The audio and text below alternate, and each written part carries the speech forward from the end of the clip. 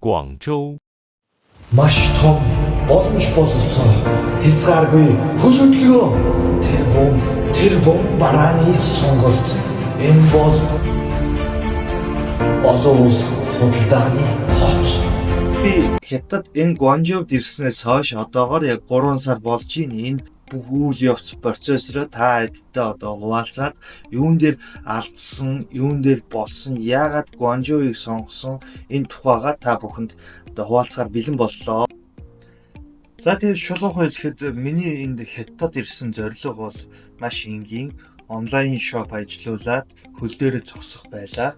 Яагаад Гуанчжоу хотыг би сонгосон бэ гэхээр нэгт болохоор виз сонгоход маш боломжийн. Хоёрт болохоор амьдрахад байр нь. Гуравт болохоор ер нь Гуанчжоу өөрөө дэлхийн хамгийн хямд бараатай өргөн сонголттой хот гэдгээрээ алдартай. Тэгээд энэ хотыг сонгосон байна. Гэхдээ юм болгон одоо хүсснээр бол амархан бүтсэнгүй. Эхнээсээ ахуулаа маш их адал явдалтай олон зүйлтэй тулгарлаа. Ялангуяа уналт босолтын үе маань та бүхэн сонсоод туршлага авнахаа гэж бодсон зүгээс энэ бичлэгийг хийлээ. Тэгэхээр та миний одоо энэ туршлагаас хуваалцахад бэлэн бол цааш нь үргэлжлүүлцгээе. Яг тэгээд анх яг Гуанчжоуд ирэхдээ бол би бол хэд өөртөө бардам ихтгэлтэй ирсэн. Яагаад вэ гэхээр хятад хэлтэй, хятад соёлыг мэднэ, энэ хятад хүмүүсийг би мэдхийн юм чинь энэ бол маш хурдан үйлдвэртэй холбогдчихно, маш хямдхан бараа, бас чанартай бараа бол ингээд онцлоод авчнаа гэсэн тийм өөртөө маш их итгэлтэй байсан. Яг үнэндээ бол яг тийм ч бас яг миний сансан шиг бүтээгүй. Яагаад вэ гэхээр энэ болгон маш сонин санагдсан. Одоо юу гэх анх одоо дэлгүүрээр би одоо ихсээд ингээ явхад бол ингээд маш олон сонголттой, маш олон төрлийн янзын одоо яг тэр үед одоо соёлын шоконд орж эхэлж байгаа юм л да. Хоох ийм хямдхан байд юм уу? Манай Монголд одоо ийм үнэтэй байдэн штэ гэх жишээний дээрээс нь ингээд сэтгэл хөдлөлт автаж эхэлж байгаа юм л да. Эний чинь шууд ингээд бараг л ингээд авчихад л тийшээ очиод тедэн төгрөгөөр загаад би ингээд хурдан баяжчих юм байна гэсэн тийм маш их сэтгэл хөдлөж исэн. Тэр яг тэр үедээ бас нэг түнштэй танилцаад одоо нэг бараа нийлүүлэхээр болсон байт юм аа. Хамгийн сонирхолтой нь болохоор эхлээд бол би өөрийнхөө барааг болохоор яг гэртээ авсан. Ямар нэгэн худалдаа авалт хийж үзье гэж бодоод яг аав ээжтэй эсвэл лагерийнхаа байшиндаа зориулаад эн чинь ийм хямд байгаа юм чинь би Монголоос хамаагүй хямдхан авч яам байна гэд маш нарийн үзэж яагаад одоо яг гэртээ 2 сарвч лагерийн сандал ширээ барбекю зуух тэгээд тоглоомнууд тиймэрхүү юмнууд авсан. Тэгээд тэрийг ингээ ачуулаад явуулсан байдیں۔ Тэгсэн манай аав болохоор тэр одоо миний ирсэн барааг агуунгуудаа эний чинь би өөр хүнд зарцсан шүү. Миний хүү маш мундаг байна. Одоо энэ бараа чинь зарагдах юм байна. Чи наанаас бараа явуулаад байвал одоо бит хоёр зарчиж чадах юм байна гэд. Тэгээд би тэр үедээ бас л их сэтгэл хөдлөсөн. Ерөөсөө л ингээд бараа явуулах зарахад бол ингээ хямдхан л угаасаа очиж юм зах зээлийн үнээс хямдхан авчиж юм чи зарагдчих юм байна гэж бодож исэн.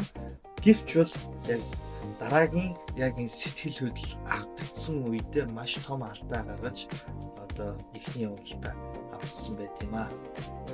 За тэгэхээр юун дээр алдсан бэ гэхээр тэр үедээ одоо яг 9 сарын нэгэн болох гээд одоо хүүхдүүд яг ингэ хичээл сургуулаа эхлэх гээд байжсэн болохоор миний одоо яг бодож байгаа тренд бараа бол сурагчин ширээ байсан. Тэгээ сурагчин ширээг би өөрийнхөө Facebook пэйжин дээр постлоор бүүсэлж үзсэн. Маш олон хүмүүс бэлэн байна уу? Бэлэн бол шууд авъя. Бэлэн байвал шууд авъя л гэсэн ерөөсөө урьдчилгаа эднэр шивжүүлсэн ганц ч юм байгаагүй. Бэлэн л шууд авъя. Энэ чинь хямдхан байна.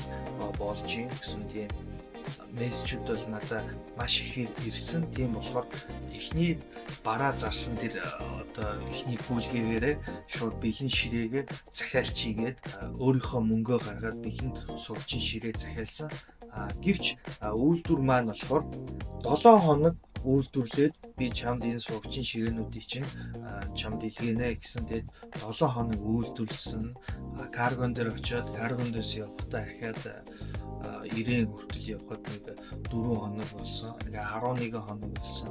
Ирээнээс Улаанбаатар руу явах бас нэг 5 хоног болсон. Тэгээд энэ нийт хугацаа нь болохоор 16 хоног болоход яг 9 сарын өнгөрөөгөөд 9 сарын 7-8 гээд ширээнүүд маань очсон.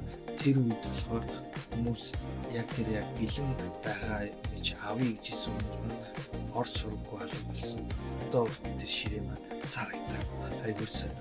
Энэ нэг айгуу том туршлага байсан. Тэгээд бол ерөөсөө хүн айгуу том алдаанаас үргэлж сургамж авч тэрэн дээрээсээ одоо энэ орчноо мэдэрч тэгжиж хөгждөг юм байна л да. Тэгээ яг үнэндээ бол эхний бараа маань зарагддаг, хоёр дахь бараа маань ингээ явуулахаар зарагддаг, гурав дахь бараа маань бас зарагдахгүй. Бонжоос постлоод байдаг, маш олон лайк, шеэр авдаг. 1000 лайк авахад одоо 10 хүн бараа явуулж 1000 хүнээс одоо 10 жилдээ авна хэлбүүдийг сэтгэл найдвараар 10 бараа бөөндөөд л одоо Монгол руу явуулахад бол яг өндөө болж санснаар бол гэж байсангүй. Тэр үед бол маш их сэтгэл готролд орж цаашдаа юу хийхээ одоо чинь энэ хотод яах гэж ирсэн юм бэ? Би зүгээр л одоо тэ өөрийнхөө мөнгийг цаг завыг одоо өгөх гэж ирсэн болов шаналж эхэлсэн. Яг тэр шаналж эхэлсэн тэр үеийн мөчөөс ахуулаад л илүү ирч хүчтэй ажиллахыг шийдсэн. Ерөөсөө би одоо Facebook онлайн дэлгүүр ажиллуулахаас илүү одоо өөрийнхөө ойр дотны хамаатан өөрийнхөө найз нөхөдлөө чиглэсэн төлөвлөх ёстой юм байна. Эргэн тойрныхоо хүмүүстэй эхлээд сайн үйлчлэх ёстой юм байна. Багаар сайжирна гэсэн итгэл надад толгойд л орж ирсэн. Тийм болоод ч одоо найзууд руугаа ярьсан. За найз нь гонжовд шүү. Энд чи ингээд амьдарч ийн ирээд нилээ удчлаа, нилээн туршлагатай болчлоо. Миний найз юу хэрэгтэй вэ гэд бүр анхнаас нь үнгүй барааг нь судлаад бүр чи ийм юм хийж болох юм биш, ингэх юм биш, өдрө болгон уцаа маш их ярьсан, маш их судалгаа хийсэн. Интернетээр барааны судалгаа хийдэг болсон. Интернетийн барааны судалгаа яг дэлгүүрийн зах дээр байгаа барааны судалгаа хэрэг зөрөөтэй байна. Өөрөө эхлээд интернетээс бараа авахаар бол эхлээд ганц хоёр ширхгийг яг ганц сампл захиалдаг болсон гэх жишээний илүү нарийн энэ зүйлийг бол нэлээд нарийн үзэхгүй бол яг одоо бидний амархан ингээд аваад зараад байдаг зүйл шиг биш юм байна гэдгийг ойлгосон. Хоёр болохоор яг эхний анхны туршлага болохоор яг нэг юм байдаг. Одоо бид нэр бол яг мөнгө олохгүй л одоо жишээ нь 8 хүн анхны одоо туршлагагүй хүн бол одоо мөнгө олохгүй энэ хямдхан харж энийг ингээл аваад хэдэн төгрөгөөр аваад тийшээ очил ингээд зарчих юм байна гэдэг бодол ерөөсөө байж болохгүй юм байна шүү манайхаа. Тэгэхээр ерөөсөө хамгийн анхны туршлага болохоор яг хин авах уу? Яг чамд өөрт чинь маш их таалагдж байна тий. Зүгээр худалдаа авахчийн талаас дандаа бодох ёстой юм байна. Худалдаа авахч байжгаад би энийг авах байсан уу? Би зүгээр ингээд дэлгүүр явж энэ надад гоё харагдаад авах байсан уу гэдэг талаас нь харуул үнэтэй хэмтэх нь хамаагүй хүмүүс тэрийг чинь авах болно. Яг тэгвэл та дуртай тэр үнэхээр тэр бараа болохоор хэрэгцээтэй бараа болохоор гуравт болохоор яг тэрийн цаг үеэ дагсан байх хэвээр. Одоо шинэ жил болж шинэ жилийн бараад захиалах хэвээр тий. Цагаан сар болж цагаан сарын бар сурагчийн шинэ жил болж одоо яг тэр одоо ширээг би эртхэн оруулсан бол зарагдах байлаа гэх жишээний яг цаг үедээ тохиолж бараа зарах хэвээр тэгж ойлгож явсан. За тэгэхээр та бүхэндээ ингээд өөрийнхөө сурсан мэдснээ одоо шууд байнгын хуваалцж явах болно. Үргэлжийн надтай хамтдаа байгаарай. Энээс гадна зөндөө зүйл одоо жишээ нь хэрхэн карготойгоо танилцсан бэ? Каргон дээр зөндөө бас алдсан одоо бараагаа шалгахгүй явуулснаас болоод ийм юм болсон. Хэрхэн бараагаа шалгах уу? Дээрээс нь болохоор метр кубыг хэрхэн тооцоолох уу?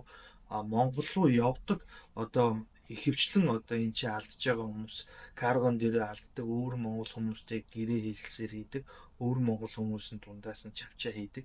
Тийм болохоор энэ дээр би бас нэлээд алдчихсан анх. Энийг дараачийн бичлэгтээ оруулах болно. За баярлалаа, баяртай манхаа.